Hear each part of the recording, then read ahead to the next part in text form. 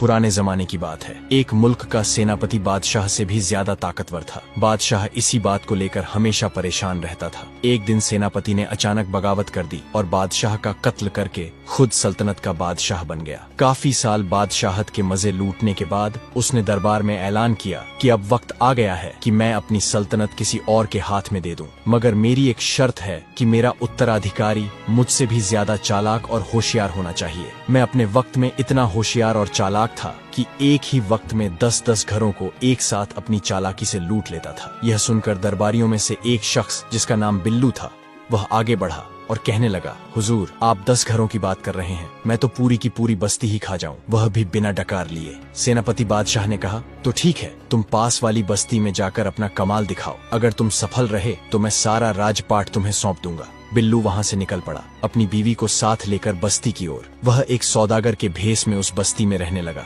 बस्ती में सब लोग उसे बिल्लू सौदागर के नाम से जानने लगे। बिल्लू ने सबसे पहले उस रात को एक गधा चोरी किया और सुबह होते ही उसे बेचने के लिए करीब के बाजार ले गया। बाजार जाने से पहले उसने गधे के मुंह में अशर्फियां ठूंस दी और गधे का मुंह अच्छी तरह कपड़े से बांध दिया। वह बाजार की भीड़ वाली जगह पर खड़े होकर गधे के मुंह से कपड़ा हटाने लगा। जैसे ही कपड़ा हटा, गधे के मुंह से खन खन करती अशर्फियां गिरने लगी। खन खन की आवाज सुनकर लोग उसकी तरफ देखने लगे और हैरान होकर आपस में बातचीत करने लगे कि क्या खूब गधा है, मुंह से अशर्फियां निकल रही हैं और वह भी सोने की। आखिर बेसब्र होकर लोगों ने बिल्लू से पूछा, यह क्या माजरा है? बिल्लू ने कहा, यह एक अजीबो गरीब गधा है। जब भी मैं उदास होता हूँ तो दिन में एक बार इसके मुंह से अशर्फियां निकलती हैं। मेरे घर में तो अब इतनी भी जगह नहीं है कि जहाँ मैं अशर्फियां रख सकूं, इसलिए मैं इससे बहुत तंग आ चुका हूँ, जिस वजह से मैं इसे बेचने के लिए बाजार ले आया हूँ। मैं चाहता हूँ कि कोई ऐसा व्यक्ति इसे खरीदे जो इसका ख्याल रख सके। लोगों ने गधे के मुंह से अशर्फियां गिरती देख ली थी और बाकी का किस्सा